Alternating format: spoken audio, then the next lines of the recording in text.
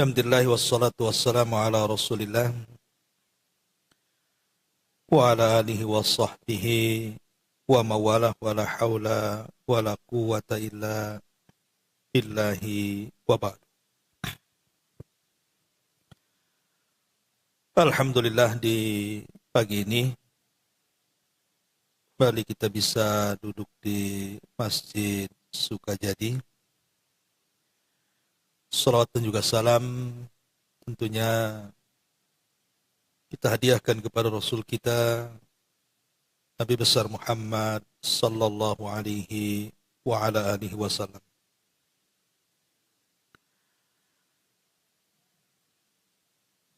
Ma'asyiral muslimat yang dimuliakan Allah Subhanahu wa taala. Sebelum kita mengkaji kitab 175 Jalan Menuju Surga, sebagai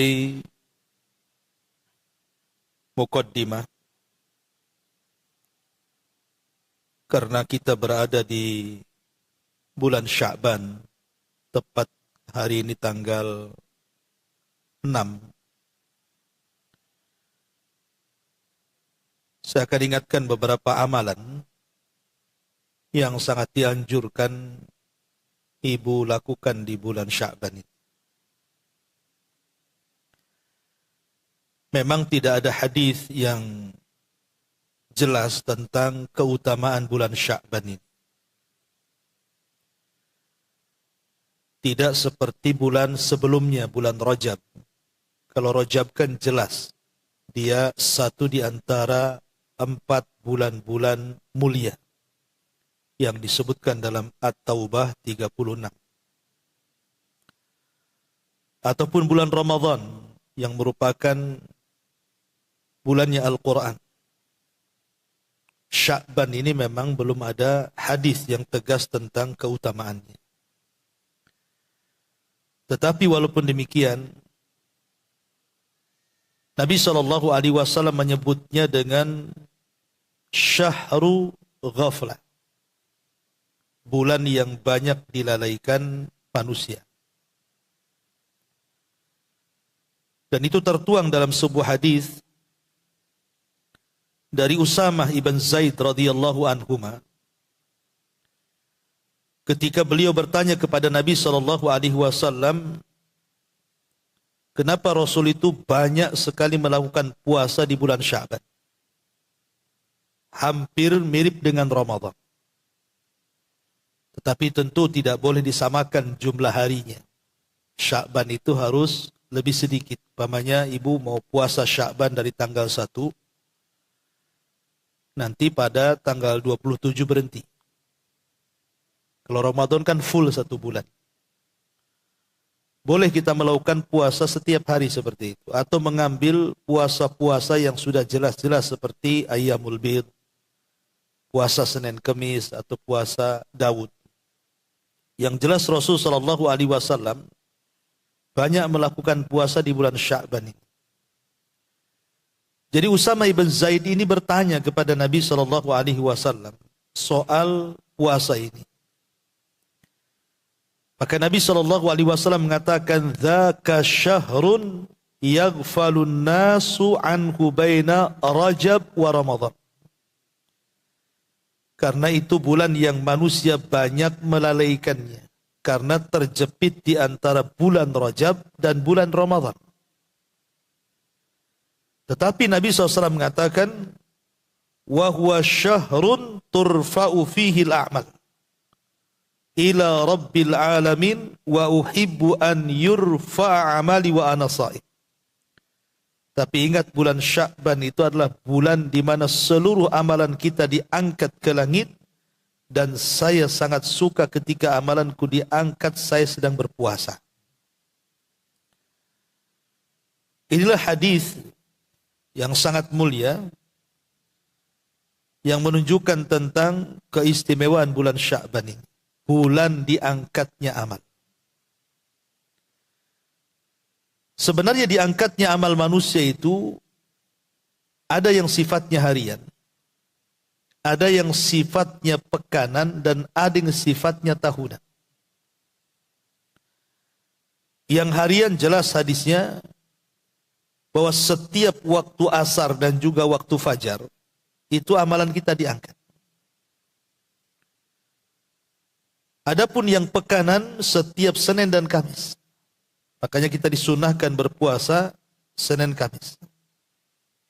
Adapun tahunan bulan Sya'ban ini. Jadi mulai tanggal 1 Sya'ban sampai akhir Sya'ban itu tidak melihat waktu, mau siang, mau malam. Amalan kita diangkat oleh Allah, diangkat ke hadapan Allah Azza wa Jalla selama 1 tahun. Makanya Nabi SAW ingin ketika amalan dia diangkat itu, dia sedang puasa.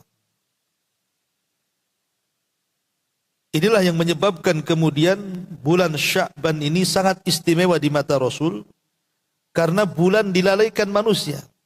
Kenapa dilalaikan? Contoh saja ibu kan. Kalau bulan Sya'ban itu kan otaknya berpikir Ramadan. Sehingga terkadang karena pikiran kita ini mempersiapkan Ramadan, akhirnya bulan Sya'ban itu dilupakan untuk beribadah kepada Allah Azza wa Jalla. Karena yang diingat persoalan dunia saja.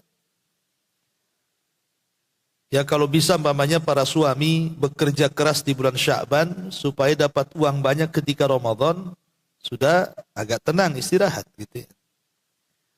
Ataupun memperindah rumah, membeli barang-barang baru atau bahan-bahan pokok dan begitu seterusnya supaya ketika Ramadan tidak sibuk.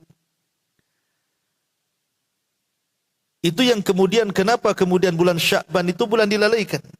Karena sibuk persoalan dunia untuk mempersiapkan Ramadan. Tapi kalau seandainya disiapkan ibadah, itu yang sebenarnya dituntut dalam Islam itu. Maksudnya Sya'ban itu kalau bisa, gunakan untuk persiapan ibadah di bulan Ramadan.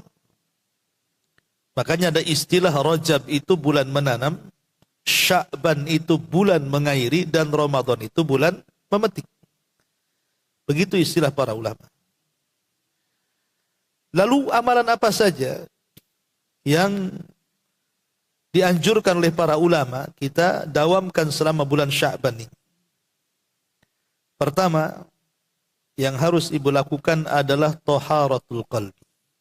Jadi bulan Sya'ban ini bu, hilangkan semua penyakit-penyakit hati.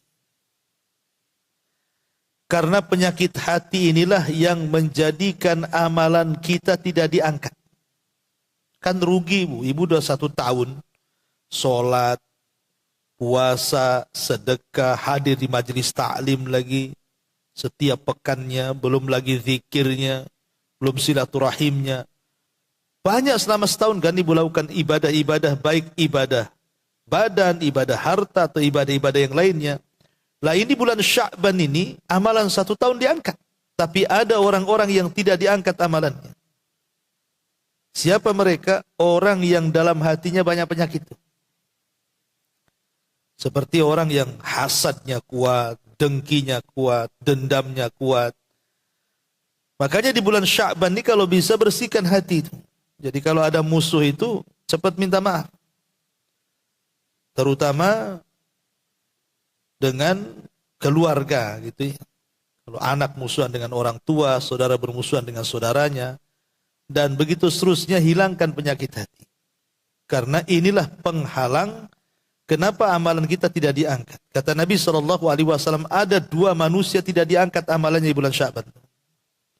Pertama orang musyrik, orang yang menyekutukan Allah Subhanahu wa Ta'ala. Jangan sekali-kali melakukan kesyirikan di bulan Sya'ban. Entah datang ke dukun, percaya tangkal, jimat, atau yang semacamnya, atau tatayur, menganggap sial dan baik itu bukan dinasabkan kepada Allah Azza wa Jalla, tapi kepada makhluk. Dan banyak sekali praktek kesyirikan itu. Maka hindari kesyirikan di bulan Sya'ban. Yang kedua, musakhid. Orang yang dalam hatinya penuh kedengkian. Makanya alangkah indahnya kalau seandainya di bulan Sya'ban itu hati kita bersih, masuk Ramadan, maka Ramadan betul-betul dipenuhi dengan hati yang bersih. dan akan lebih dekat lagi beribadah kita kepada Allah kan. Kalau seandainya hati kita bersih. Ini amalan pertama, singkat saja. Coba bersihkan hati di bulan Sya'ban ini dari hasad, dengki, dendam dan yang semacamnya. Karena itulah yang menjadikan amalan kita tidak terangkat. Yang kedua, puasa. Ini yang banyak dilakukan Nabi Shallallahu Alaihi Wasallam. Tentu ada alasannya. Kenapa kemudian puasa ini menjadi pilihan Nabi Shallallahu Alaihi Wasallam untuk diperbanyak dilakukan di bulan Sya'ban ini? Pertama, karena puasa itu itu bisa menjaga badan. Badan kita loh terjaga. Kalau orang puasa itu kan syahwat-syahwat itu teredam. Syahwat makan bisa ditekan dengan puasa. Karena orang puasa tak makan kan itu ya. Kalau makan tak puasa lah kan. Jadi kulinernya itu udah terbatas. Dari mulai subuh sampai maghrib, tidak mungkin lah ibu datang ke warung. Artinya syahwat makan teredam. Syahwat kemaluan juga sama. Karena tidak mungkin orang puasa melakukan hubungan suami istri, batal lah puasa. Kemudian juga syahwat untuk berhubungan dengan manusia. Ibu yang biasanya tak puasa, sangguplah ibu jalan sana sini, ketemu kawannya. Kalau lagi puasa kan malas bu. Ya. Malas apalagi siang-siang panas-panas kan, maunya yang ngasih saja lah. Ngadem saja bahasanya ya. Daripada batal puasanya. Ya, itu jadi syahwat pergaulan pun terbatasi jadinya. Lah dari ini semua akhirnya terbatasi semuanya kan, pandangan tidak sembarang melihat, pendengaran tidak sembarang mendengar. Ya, jadi banyak syahwat itu tertekan. Sehingga ketika tertekan syahwat hawa nafsu pun bisa ditekannya dia. Makanya ini kenapa menjadi pilihan Rasul bahwa di bulan Sya'ban itu memperbanyak puasa. Karena bisa menjaga anggota badan dari maksiat. Ini yang pertama. Yang kedua, karena ibadah puasa itu waktunya panjang. Kalau sholat saja 5 menit. Kalau ibu jadikan kulhu 2 kali 2 menit. Kan itu. Lebih pendek lagi. Tapi kalau puasa macam mana caranya? Menyingkat waktu. Sholat bisa disingkat waktu. Ibu bisa 15 menit. Bisa 10 menit. Suka-suka baca surat. Tapi puasa itu tidak bisa disingkat waktunya. Ya memang waktunya dari mulai terbit fajar sampai terbenam matahari. Tidak bisa saya singkat seduhur saja, seasar saja. Ya tidak bisa kan, karena akan batal puasanya. Jadi ibadah puasa itu ibadah yang mustamirah, yang lama waktunya. Itu pula yang kemudian dijadikan alasan kenapa Rasul memilih puasa di bulan Sya'ban. Karena puasa ini ibadahnya panjang. Ya. Saya bisa nyingkat puasa Ustaz. Gimana caranya? Tidur aja lah habis subuh tuh katanya. Nanti bangun asar. Nah, kan puasa jadi singkat. Itu puasa apa itu? Intinya bahwa ini alasan yang kedua. Alasan yang ketiga. Karena puasa ini bisa merangsang ibadah lainnya. Orang berpuasa bu, ibadah yang lainnya terangsang. Bu. Contoh puasa ini. Ibu yang mungkin jarang bangun di waktu sahur, akhirnya kan bangun. Ya. Biasa ibu mungkin pas subuh saja. Tapi kan ibu harus sahur. Terpaksalah ibu kemudian bangun jam 3 atau setengah 4. Lah itu kan waktu-waktu yang istimewa karena Allah turun di waktu itu. Kita bisa gunakan untuk tahajud, kita bisa gunakan untuk witir, kita bisa gunakan untuk zikir, kita bisa gunakan untuk doa. Ya. Jadi mengundang ibadah yang lain puasa ini. Lah sebab 3 perkara inilah kenapa puasa ini menjadi pilihan Rasul dilakukan di bulan Sya'ban. Saya ulang secara singkat, karena puasa bisa menjaga badan dari maksiat. Yang kedua karena puasa itu waktunya lama. Dan yang ketiga karena puasa itu merangsang ibadah yang lainnya. Ini yang menjadikan alasan kenapa kemudian ibadah puasa ini ibadah yang dipilih Rasul dilakukan di bulan Sya'ban. Masyarul muslimat yang dimuliakan Allah Azza wa Jalla, belum lagi bicara keutamaannya. Puasa ini ibadah yang dilipat gandakan pahalanya, Bu. Dan dilipat gandakan pahala puasa itu tidak ada yang tahu kecuali Allah lipatannya. Kalau sedekah kan sudah jelas, kata Rasul, bisa dilipat gandakan menjadi dari 1 menjadi 700 kali lipat. Jelas tuh angkanya. Ya. Ataupun orang baca Quran, jelas angkanya. Siapa yang membaca 1 huruf, 10 kebaikan. Ya. Jadi ibadah-ibadah yang lain itu angkanya nampak nominalnya. Tapi puasa tidak. Puasa itu rahasia Allah. Makanya Allah Subhanahu wa taala dalam hadis qudsi mengatakan as-saumu li wa ana azzibi. Puasa itu untukku, kata Allah. Aku yang akan membalasnya. Jadi tidak disebutkan nominalnya. Kalau semua ibadah itu dikembalikan kepada kita, kecuali puasa, itu dikembalikan kepada Allah. Kenapa puasa itu kok nominal pahalanya dikembalikan kepada Allah? Suka-suka Allah mengasih berapa sama kita? Karena ibadah puasa itu inti daripada kesabaran. Inti ibadah sabar itu ada di puasa. Dan Allah ketika bicara soal sabar, Allah mengatakan, innama yuwaffas sabiruna ajrahum bighairi hisab. Kami akan berikan ganjaran orang-orang yang bersabar itu tanpa batas.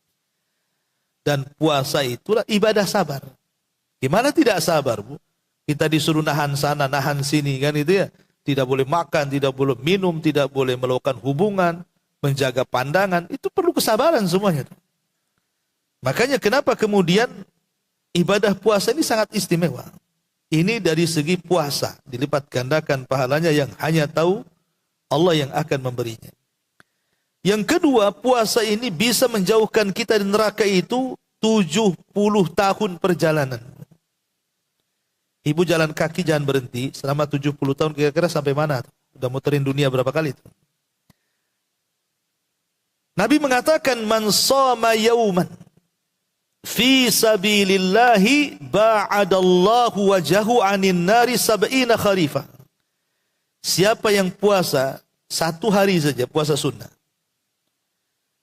dan ia lakukan karena Allah, maka Allah akan jauhkan wajah dia dari neraka itu selama 70 musim. Artinya ada yang mengatakan 70 tahun perjalanan. Luar biasa gitu ya. Itu 1 hari, Bu, puasa. Lah kalau ibu 1 bulan puasanya, ya kalikan saja kita ini jalan kaki 70 tahun lagi kita tidak tahu sampai di mana. Lah ini di antara keistimewaan. Adapun berkaitan dengan puasa di bulan Sya'ban, Bu, ulama mengatakan bahwa puasa di bulan Sya'ban ini kedudukannya sama dengan sholat rawatib sebelum sholat fardu. Kan ada sholat rawatib itu ada yang sifatnya qobliyah, ada sifatnya ba'diyah, kan gitu ya. Ada yang sebelum dilaksanakan sholat fardu, itu disebut qobliyah. Ada yang dilaksanakan setelah fardu, namanya ba'diyah. Puasa di bulan Sya'ban itu sama dengan qobliyah. Adapun puasa di bulan Syawal itu sama dengan ba'diyah. Ibadah yang sifatnya mendekati wajib itu afdal. Sesuatu ibadah yang mendekati dengan ibadah wajib itu pahalanya sangat afdal sekali. Karena dia bisa membantu kekhusyuan ibadah wajib. Contoh kenapa kemudian qobliyah ba'diyah itu disyariatkan. Karena untuk menembel kekurangan yang ada di sholat wajib. Kan namanya kita ini sholat 5 waktu itu kadang menghayal, kurang khusyuk, kurang tumakninah, ya, gerakannya terlalu cepat dan begitu seterusnya, sehingga mengurangi pahala. Lah rawatib inilah yang menyempurnakan pahalanya. Lah Ramadan juga sama. Ya, terkadang kita puasa Ramadan mungkin terkadang memandang yang tidak halal, mendengarkan yang tidak boleh, atau kemudian terkurangi pahala puasanya, maka bulan Sya'ban dan Syawal itulah penyempurnanya. Ya, jadi ulama mengatakan puasa Sya'ban ini bimanzilati qabliyah qablas shalah. Itu sama sekedudukan dengan sholat rawatib sebelum sholat wajib. Makanya ini yang kemudian menjadikan istimewa puasa di bulan Sya'ban ini. Apalagi lebih daripada itu bahwa memperbanyak puasa di bulan Sya'ban ini dalil keimanan kita. Dalil keimanan kita dan kecintaan kita kepada Allah Azza wa Jalla. Karena tidak ada ibadah yang lebih ikhlas dibandingkan puasa. Kalau ibu sholat bisa ria. Ibu sholat bisa ria kan, Bu? Ibu sholat malam pasang TikTok itu kan bisa ria juga gitu ya. Bisa dipanjang-panjangin. Ibu baca Quran bisa dilagu-laguin. Ibu sedekah bisa minta ditaruh di papan pengumuman nama ibu di situ. Semua ibadah itu mudah ria kecuali puasa. Puasa itu sulit untuk ria kecuali kalau ibu memang ria. Ya, umpamanya ibu yang hadir di sini nih. Saya tidak tahu mana satu yang puasa. Kalau ibu tak ngomong. Ya, apalagi pakai masker kan atau pakai cadar mana tahu. Kalau pakai cadar lagi ngunyah kita kan tidak tahu. Gitu ya. Nah, tetapi kan maksudnya kan kita tidak tahu mana satu yang puasa. Oh tahu Ustaz. Kenapa? Itu yang satu tukang ludah tuh. Bisa aja lagi sariawan dia. Kita tidak tahu. Oh itu yang satu pucat tuh mungkin semalam sahur. Bisa aja lagi sakit dia. Susah puasa ini mau ria itu susah kecuali dia ngomong. Afwan saya lagi puasa. Itu lain lagi. Jelas dia tahu kita kan. Tapi kalau dia diam saja Anda tahu dia. Makanya kemudian puasa ini dikatakan dalil yang sangat kuat tentang kecintaan dia kepada Allah. Karena susah untuk ria. Kecuali kalau memang sengaja untuk ria dia. Ya, ini yang menjadikan kemudian kenapa puasa itu dalil tentang kecintaan kita kepada Allah. Ya, termasuk juga puasa ini akan jadi syafaat bagi kita para pelakunya kelak pada hari kiamat. Dan banyak lagi lah kalau kita cerita tentang amalan puasa. Yang jelas bahwa kalau ibu ingin mendawamkan ibadah di bulan Sya'ban ini, maka perbanyak puasa. Karena puasa ini muqaddimah Ramadan, kata Imam Ibnul Qayyim. Orang kalau memuqaddimahi Ramadan dengan puasa Sya'ban, maka ibu akan lebih selera puasa di bulan Ramadan. Tapi kalau tidak dimuqaddimahi puasa di bulan Sya'ban ibu, maka ibu nggak akan selera itu ibadah di bulan Ramadan. Kenapa? Karena tidak pernah puasa 1 tahun, tiba-tiba ibu puasa, apa nggak kaget semuanya itu dari atas kepala sampai kaki itu. Kaget lah bukan? Nggak pernah lapar jadi lapar. Ya. Nggak pernah haus jadi haus. Nggak pernah lemes jadi lemes. Akhirnya apa? Minggu pertama itu biasanya puasanya puasa tidur tuh. Puasa lemas kan itu. Baru minggu kedua, barulah itu gairahnya ada. Lah makanya orang yang memuqaddimahi puasa di bulan Sya'ban itu nanti selera tuh puasa Ramadan. Karena udah terbiasa lapar. Kalau terbiasa makan kan ususnya ngembang, maunya makan aja kan itu. Kalau biasa lapar kan ususnya juga sempit ya kan. Jadi bisa menahan lapar. Nah, inilah yang kemudian kenapa puasa di bulan Sya'ban itu sangat penting sekali untuk persiapan di bulan Ramadan. Ini yang kedua. Amalan yang kedua setelah kita membersihkan hati, maka para ulama mengatakan perbanyak puasa.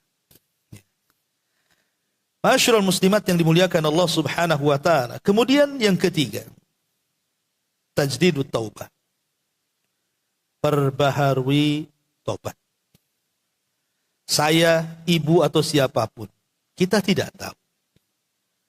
Walaupun Ramadan ini tinggal 3 pekan dari sekarang. Apa ibu tahu ibu sampai Ramadan? Tidak tahu. Bisa saja besok meninggal kita. Nggak tahu kita ini meninggal kapan.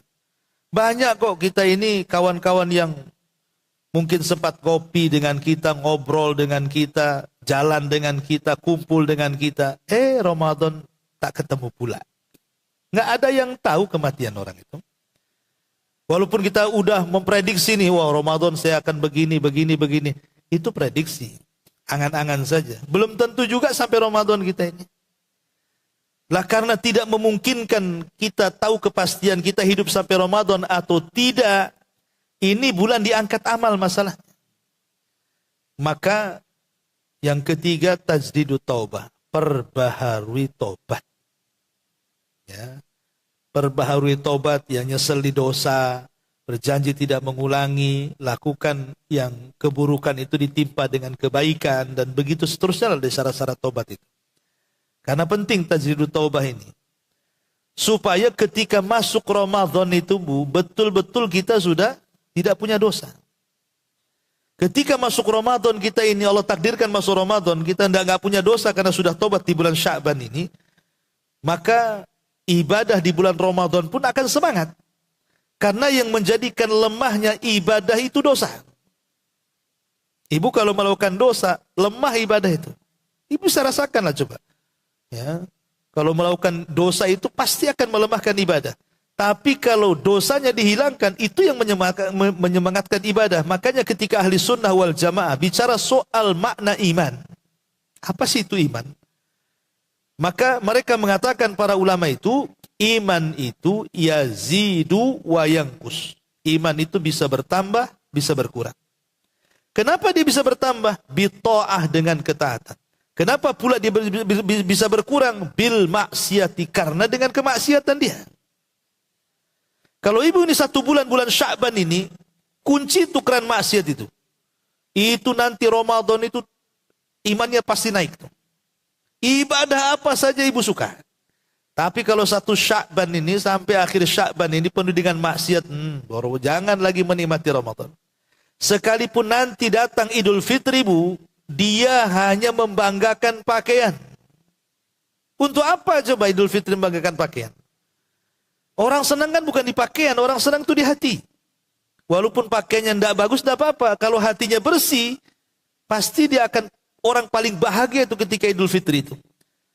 Tapi ada orang-orang yang nampaknya dia sedang hari raya, pakaiannya saja, hatinya tidak hari raya. Nggak senang hatinya itu. Nah, ini kan mengurangi kebahagiaan Idul Fitri jadinya. Nah ininya makanya penting tajdidut taubah itu mumpung di bulan Sya'ban. Ya. Ini amalan yang ketiga. Amalan yang keempat, sedekah. Ya. Amalan yang keempat adalah bersedekah.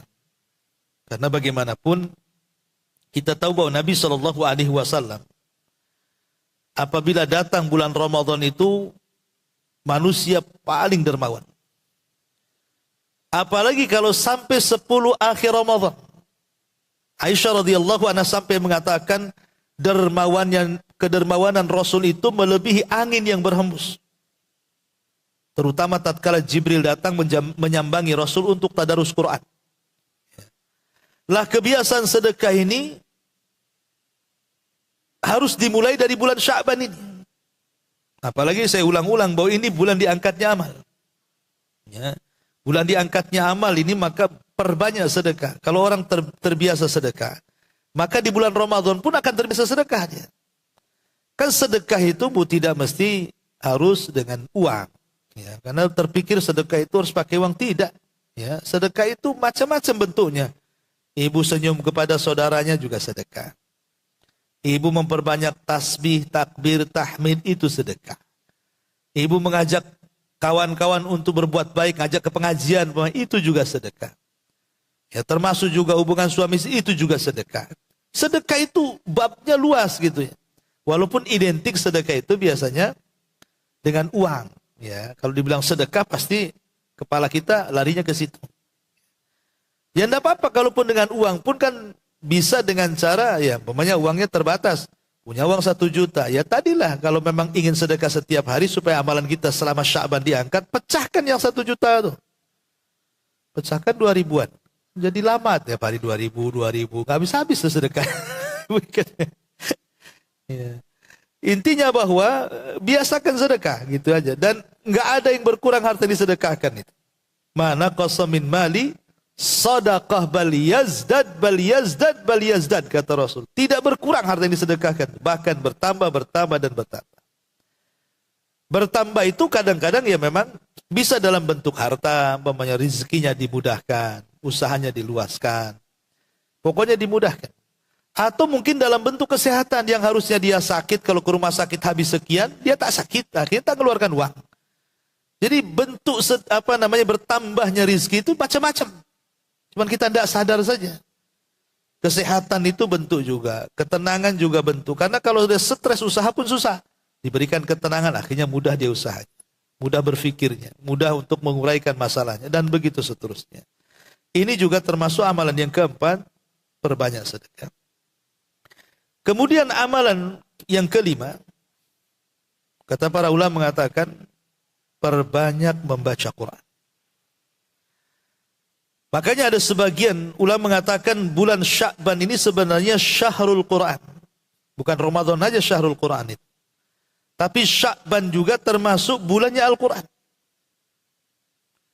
Karena membaca Al-Quran di bulan Sya'ban ini sama dengan memukodimahi membaca Quran di bulan Ramadan. Ibu nih ya, walaupun lancar baca Quran ya, anggaplah ibu sudah bisa baca Quran, tajwidnya, tahsinnya. Tapi kalau 1 tahun ibu tak baca Quran, baru masuk Ramadan ibu baca Quran, saya garanti ibu nggak akan lancar. Karena lidahnya itu tidak terbiasa. Ibu bisa baca Quran, bisa Ustadz, saya dari Iqra apa sebisa. Tapi kalau 1 tahun tidak pernah baca Quran, tahu-tahu Ramadan baca Quran, nggak akan lancar. Dia akan mulai lagi tuh. Tapi kalau bulan Sya'ban ini sudah mulai baca Quran tuh, nanti masuk Ramadan mau menghatamkan berapa kali, insya Allah bisa. Insya Allah bisa. Ya. Jadi karena Quran juga memang harus diulang-ulang kan gitu ya. Harus terus dibaca gitu. Apalagi kalau kita melihat keutamaannya, jangan lagi cerita. Ya. Orang baca Quran itu 1 huruf 10 kebaikan. Bayangkan kalau ibu bisa menghatamkan di bulan Sya'ban, berapa kebaikan dapat. Ya. Jadi ini juga kata para ulama biasakan membaca Quran di bulan Sya'ban. Karena ini juga bulan diangkatnya amal, dan supaya ketika masuk Ramadan itu betul-betul dijadikan Syahrul Quran. Karena sudah dimukadimahi di bulan Sya'ban. Termasuk Qiyamul Lail. Ini penting. Kenapa kemudian banyak orang masuk Ramadan itu futur, Bu? Kenapa enggak sholat di sana? Panjang, Ustaz. Itu imamnya 1 juz katanya. Bagus nih masjid sebelah katanya. Rakaat kedua kulhu terus tuh. 15 menit selesai, 23 rakaat katanya. Kadang-kadang orang itu futur gara-gara melihat panjangnya tarawih. Tapi kalau di bulan Sya'ban ini ibu biasa sholat malam, ibu yang komplain imam itu, imam kok pendek kali katanya. Karena ibu terbiasa lama. Sendirian berdiri kan. Tapi kalau ibu tidak pernah berdiri di bulan Sya'ban, dia komplainnya juga beda. Ya imam apa ini kata, nggak lihat makmum katanya. Tahu udah tua saya dibuat panjang pula. Nah, ini kadang-kadang kan gitu ya. Jadi futur Ramadannya kan. Karena tidak terbiasa Qiyamul Lail tadi. Tapi kalau di bulan Sya'ban ini sudah Qiyamul Lail, ibu juga sering baca Al-Quran.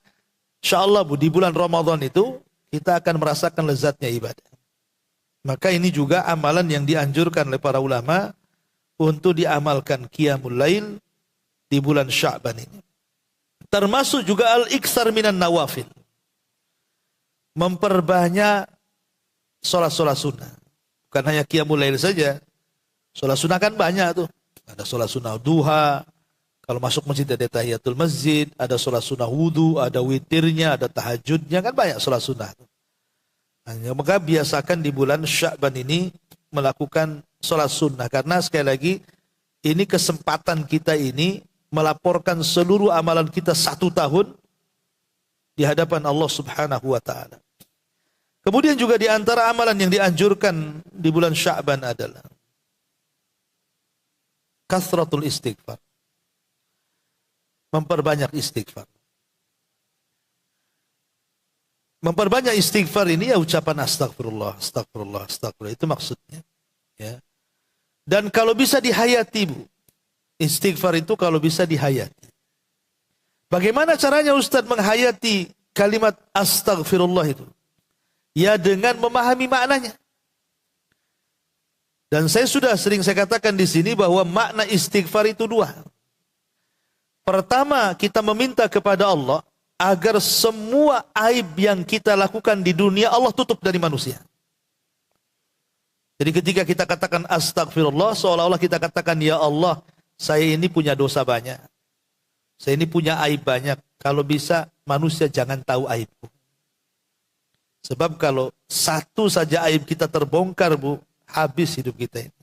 Dipermalukan orang. Kita nggak ada harganya lagi di mata orang kalau aib kita sampai terbongkar kan.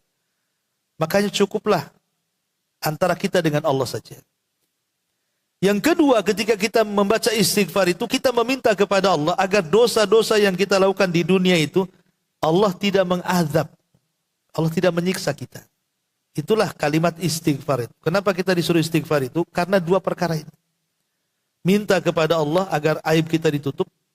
Yang kedua, minta kepada Allah agar dosa kita tidak disiksa. Ya, makanya dibedakan antara istighfar dan taubat. Kalau taubat itu bicara soal perbuatan. Ibu menyesal, tak akan melakukan, meninggalkan dosa, mengiringi yang buruk dengan yang baik, itu disebut taubat namanya. Tapi kalau istighfar ini permohonan. Kita memohon kepada Allah seolah-olah, ya Allah, dengan aku membaca astagfirullah, tolonglah jangan sampai satu aibku ini kau bongkar kepada manusia. Ya Allah, jangan sampai satu dosa pun kau azab kelak di akhirat. Nah, jadi kita memohon. Nah, itulah kalau kita paham dua perkara ini, insya Allah mungkin istighfar kita lebih khusyuk lagi. Ya, jadi astagfirullah bukan hanya sekedar di lisan, kalau bisa dihayati maknanya. Dan ini di bulan Sya'ban, kita meminta kepada Allah Subhanahu wa taala agar aib-aib kita ditutup. Supaya di bulan Ramadan itu betul-betul kita menjadi hamba-hamba Allah yang beribadah betul-betul di bulan Ramadan. Kemudian juga kata para ulama, di antara amalan di bulan Sya'ban adalah silaturahim. Ini penting. Karena tadi di permulaan saya sudah katakan, di antara orang yang tidak akan diangkat amalannya apa? Orang yang dalam hatinya ada kedengkian, ada hasad. Makanya ini bulan silaturahim sebenarnya, bulan Sya'ban ini bulan maaf memaafkan. Jangan nunggu nanti Idul Fitri. Ya. Kamu minta maaf lah. Tunggulah. Kan 2 bulan lagi Idul Fitri kita. Nah ini kok nunggu Idul Fitri, gimana ceritanya? Nanti kalau Idul Fitri kan bisa kosong-kosong, Ustaz. Siapa bilang kan gitu. Kalau mau silaturahim sekarang ini waktunya ini. Supaya amalan kita diangkat. Sebab yang menjadikan amalan kita tidak diangkat ini gara-gara permusuhan tadi. Gara-gara kita musuhan dengan saudara, musuhan dengan tetangga, musuhan dengan kawan. Itu yang menyebabkan kerugian 1 tahun lo gak diangkatkan lu. Sayang kali. Makanya ini silaturahim di bulan Sya'ban ini sangat penting sekali. Karena ini bagian dari pembersihan hati tadi.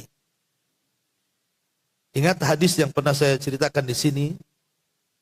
Jadi satu hari Nabi SAW ngomong di hadapan para sahabat, bentar lagi nih dari pintu sebelah sana ada seorang anak muda, termasuk penduduk surga. Sahabat semua pandangannya ke pintu itu. Rupanya keluar dari pintu itu anak muda jinjing sendal. Dan rambutnya seolah-olah habis berwudu. Lewat gitu saja. Esok harinya Rasul ngomong gitu lagi. Dia lagi yang muncul. Sampai 3 kali. Dia lagi yang muncul. Jadi ada sahabat namanya Abdullah ibn Amr ibn As. Radhiyallahu anhu. Ya. Jadi Abdullah ibn Amr ibn As ini penasaran. Kenapa orang itu oleh Rasul termasuk anak muda penduduk sorga? Emang amalan dia apa? Karena Abdullah ibn Amr ibn As ini kan dikenal, Bu. Dikenal sholat malamnya, dikenal puasanya, dikenal suka menghatamkan Quran. Pokoknya sulit sahabat yang menandingi ibadahnya Abdullah ibn Amr ibn As ini. Jadi dia merasa, apa saya ini kurang dalam beramal? Punya amalan apa dia? Ya. Kok bisa Rasul mengatakan dia termasuk penduduk surga? Jadi dia pura-pura lah ini. Sahabat ini bertamu ke orang yang direkomendasi Rasul termasuk ahli surga itu. Alasannya dia ada masalah dengan keluarga. Bisa nggak saya nginep di rumahmu 3 hari gitu kan. Akhirnya silahkan. Maksud dia itu maksudnya ingin meneliti apa yang dia lakukan selama 3 hari itu. Entah siangnya, entah sorenya, entah malamnya.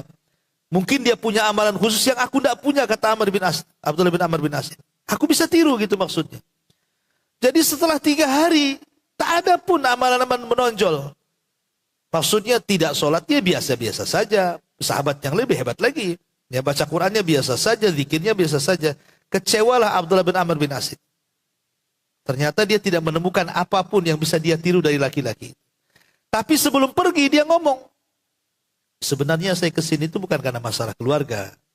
Karena saya mendengar Rasulullah SAW mengatakan waktu di masjid, bahwa engkau ini termasuk anak muda penghuni sorga. Bisa nggak kasih tahu amalan khususmu itu apa gitu ya. Tapi anak muda ini makin bingung.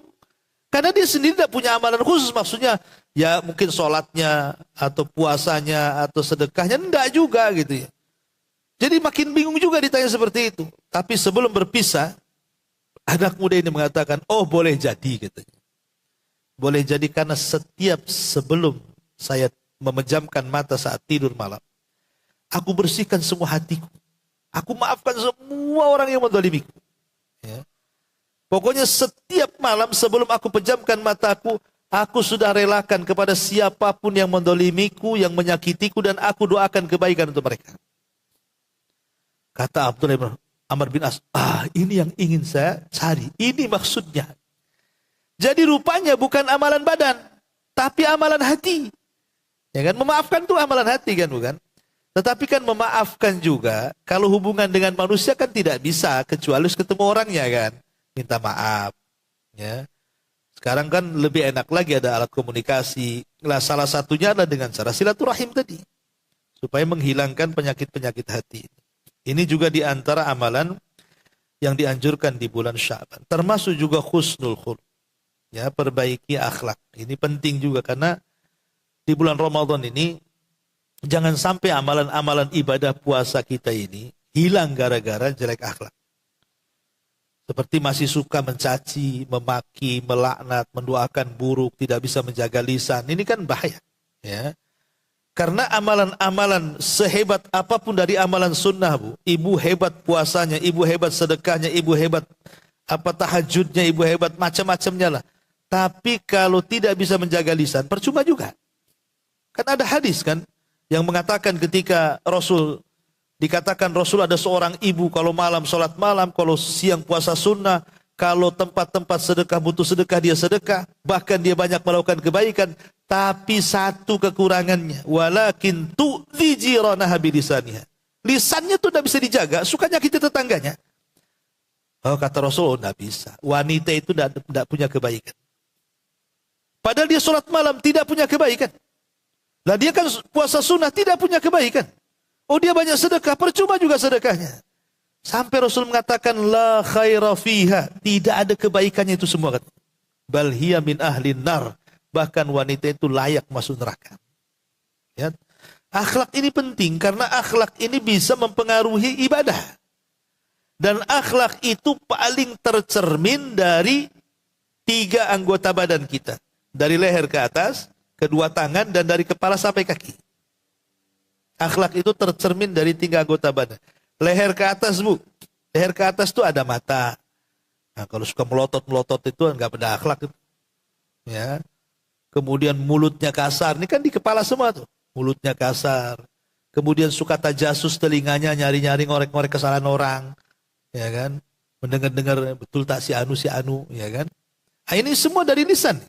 Ya, kebanyakan kalau udah kepala itu pasti lisan. Atau yang mundi di dalam kepala lah otak kotor tuh. Ya. Kemudian yang kedua, tangan. Kalau orang suka bantu, ya suka bantu orang dengan tangannya, itu berarti tangannya berakhlak tuh. Atau dari kepala sampai kaki. Kalau ibu ngobrol dengan orang nih, ibu tidak peduli orang ini di bawah saya, di atas saya, selevel dengan saya, maka ibu hargai, tetap ibu pasang badan. Kayak serius tuh. Karena ada orang yang meremehkan orang.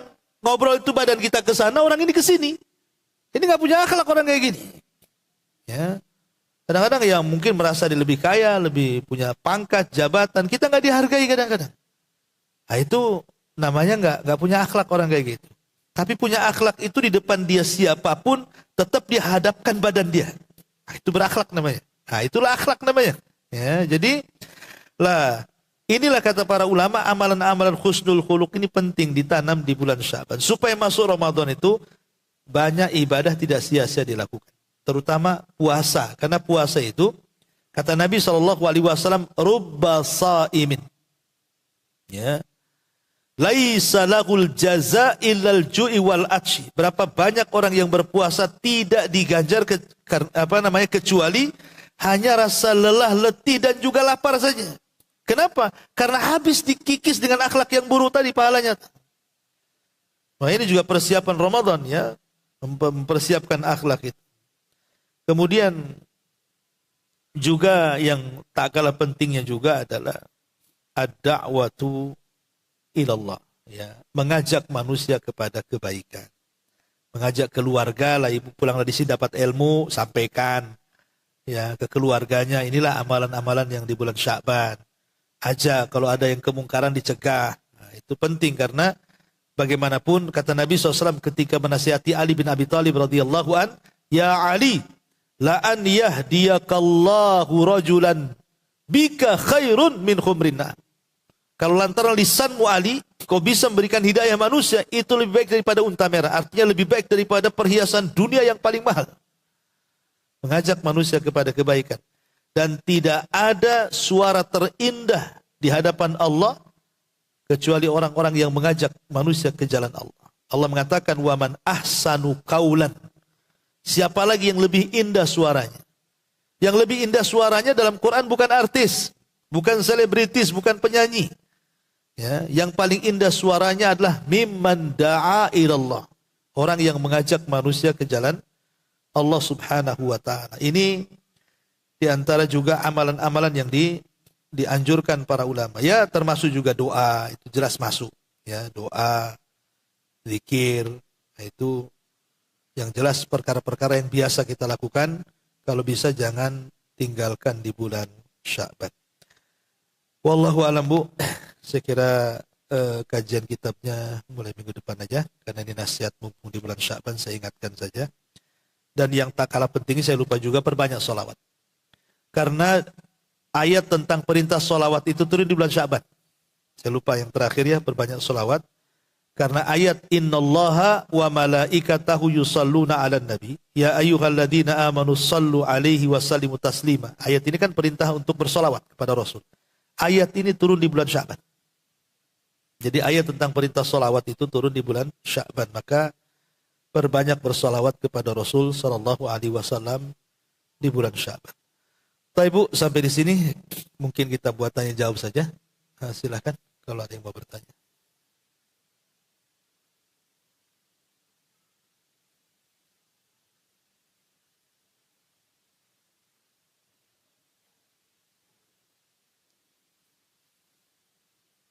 Ada?